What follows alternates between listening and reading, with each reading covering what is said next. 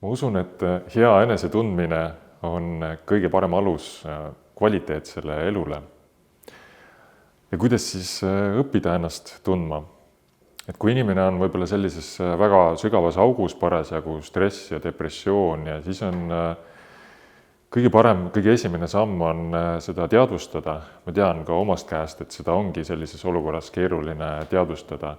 Aga selleks on võib-olla ka hea minna välja, tutvuda uute inimestega või rääkida sõpradega ja kes aitavad nagu tuua sellest august võib-olla vähemalt natukenegi välja, nii et teadvustada rohkem ja siis sealt edasi juba järgmised sammud on siis juba konkreetsed eksperdid, spetsialistid, kes aitavad sellest august kiiremini välja.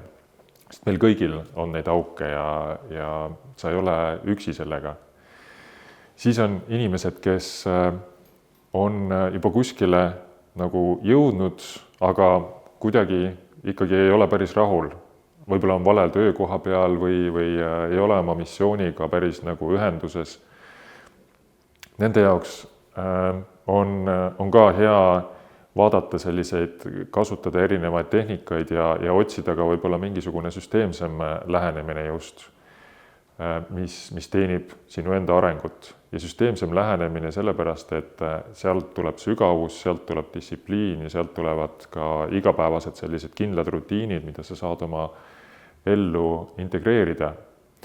Ja siis on palju ka inimesi, kes on ka minu juurde pöördunud ja kes ma ise olin, et väljast justkui hästi edukas elu, kõik on nagu olemas, abielu, töökoht, missioon, isegi mingisugune, aga ikkagi mingi rahulolematus on sees, et nagu kas see ongi kõik.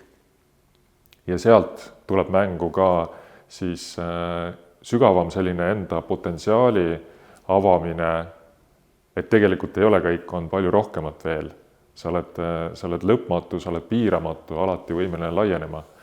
Ja sealt tuleb mängu ka siis süsteemsed, distsiplineeritud enesearengu platvormid. Ja nende juurde tasub alati küsida ka selliseid sügavamaid küsimusi, et mis on mu missioon, kes ma olen, mitte oma identiteet või töökoht või karjäär, vaid sisemiselt, kes ma olen. Kuhu ma liikuda soovin, kuhu ma liikumas olen, mis mu visioon on, kes ma 5-10 aasta pärast soovin olla.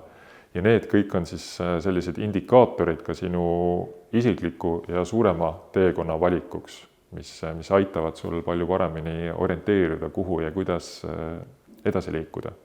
Sest ma arvan, et alati peaksime enda parema versiooni poole püüdlema.